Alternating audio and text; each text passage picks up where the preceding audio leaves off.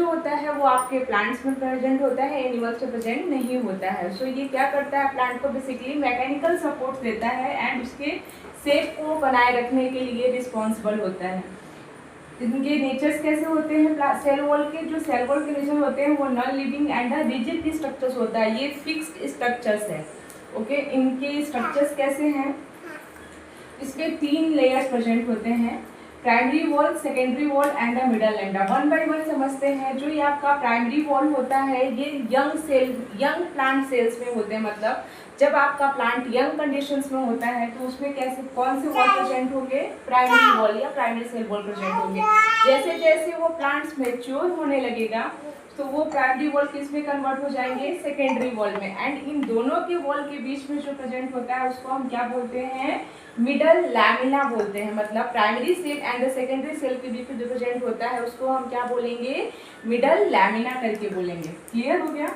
One important topic आता है plasmolysis. इसके पहले वीडियो में हमने पढ़ा था हाइपोटोनिक सॉल्यूशंस। हाइपोटोनिक सॉल्यूशंस का मतलब क्या था, सेल के अंदर जब वाटर का कंसंट्रेशन ज़्यादा होता है एंड सेल के बाहर कम होता है तो थ्रू ऑस्मोसिस प्रोसेस वो क्या होता था, सेल से बाहर की तरफ जाता था। तो सेम थिंग यहाँ पे प्लाज्मोलाइसिस में क्या होगा, जब सेल के बाहर, सेल्स के अंदर से अंदर कंसंट्रेशन ज़्यादा है वाटर का एंड बाहर की तरफ जब हो जाता है इन अ विच से हाइपोटोनिक सॉल्यूशंस में। मैं दोबारा समझाती हूँ, in a what is plasmolysis in hypotonic solution, जब वाटर इनसाइड से आउटसाइड की तरफ जाता है through the process of osmosis, तो उसको हम उस समय आपका जो प्लाज्मा मेम्ब्रेन होता है वो श्रिंक हो जाता है या कॉन्ट्रैक्ट हो जाता है, तो उसको हम क्या बोलेंगे, प्लाज्मोलाइसिस। वेरी इंपॉर्टेंट पोर्शन है प्लाज्मोलाइसिस सेल वॉल का।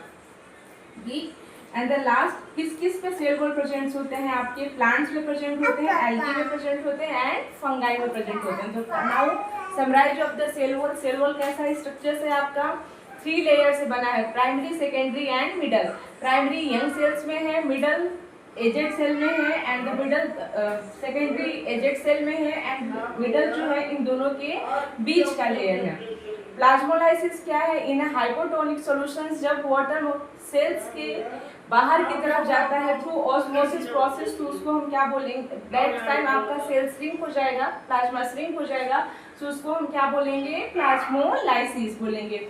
सेल वॉल का फीचर्स कैसा होता है, ये नॉन लिविंग रिजिड स्ट्रक्चर्स होता है एंड किसमें प्रेजेंट होता है, ये एनिमल में अब्सेंट होता है। रिमेंबर बेटा, प्रेजेंट किस में होता है, plant, algae and fungi. And what is the role in a plant, ये प्लांट को बेसिकली फंगल इन्फेक्शन से, किसी तरह के इन्फेक्शन से बचाता है, मैकेनिकल सपोर्ट देता है एंड उसके सेफ के लिए रिस्पॉन्सिबल होता है। आई होप आपको सेल वॉल क्लियर हो गया होगा।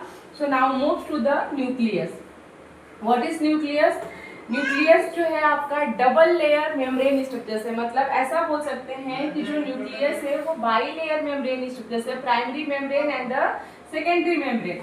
जब ये primary membrane and secondary membrane सब जगह पे जब कोलैप्स हो जाते हैं तो वो क्या बनाते हैं, आपके न्यूक्लियोपोर्स बनाएंगे। क्लियर हो गया। जब उस जगह पे ये कोलैप्स हो जाएंगे तो क्या बनाते हैं, न्यूक्लियोपोर्स बनाते हैं। कौन कोलैप्स हो जाता है, जो आपका न्यूक्लियर मेम्ब्रेन के पास 2 मेम्ब्रेन है, प्राइमरी एंड सेकेंडरी। एंड जब ये डिवाइडेड स्टेज में नहीं होता है तो ये क्या रहता है आपका, हेट्रोक्रोमेटिन। मतलब जब न्यूक्लियस आपके सिंपल कंडीशंस में रहता है, डिवाइडिंग फेज में नहीं रहता है, तो उसमें क्या पाया जाता है, आपका हेट्रोक्रोमेटिन पाया जाता है। न्यूक्लियस के बाहर जो आपके फ्लूइड्स होते हैं उसको हम क्या बोलेंगे, न्यूक्लियोप्लास्ट। जैसे सेल के बाहर जो फ्लूइड होते थे उसको हम क्या बोलते थे, साइटोप्लाज्म। उसी तरह से जैसे आपके न्यूक्लियस के बाहर जो फ्लूइड होते हैं उसको हम क्या बोलेंगे, न्यूक्लियोप्लाज्म। क्लियर हो गया आपका। अब यहाँ पे जो स्मॉल स्ट्रक्चर्स दिख रहा है ये क्या है आपका, न्यूक्लियोलस। ये न्यूक्लियोलस एंड न्यूक्लियोप्लास्ट का जो स्ट्रक्चर्स होता है, या वी कैन से जो इनके कंस्टिट्यूएंट होते हैं वो सेम होते हैं। सो न्यूक्लियोलस ये किसके लिए रिस्पॉन्सिबल है, राइबोसोमल आरएनए के सिंथेसिस के लिए रिस्पॉन्सिबल है, जो राइबोसोम में जाके क्या करता है, प्रोटीन सिंथेसिस करता है। क्लियर हो गया। चलो मैं एक बार सम अप कर देती हूँ न्यूक्लियस का स्ट्रक्चर्स कैसा है। न्यूक्लियस का जो स्ट्रक्चर्स है वो बाई लेयर मेम्ब्रेन है, primary layer and the secondary layer membrane. Sometimes primary layer and the secondary layer जो मेम्ब्रेन्स होता है वो क्या कर देता है, आपका कोलैप्स हो जाते हैं, तो उससे क्या बनता है, आपका न्यूक्लियर पोर्स बनता है। अब ये न्यूक्लियर फोर्स किसके लिए रिस्पॉन्सिबल होता है? सब मटेरियल्स को outside and the inside pass करने के लिए, so we can say channel की तरह एक्ट करता है ये। अब इनके अंदर जो न्यूक्लियोलस होता है वो क्या करता है? राइबोसोमल आरएनए का सिंथेसिस करता है, ठीक।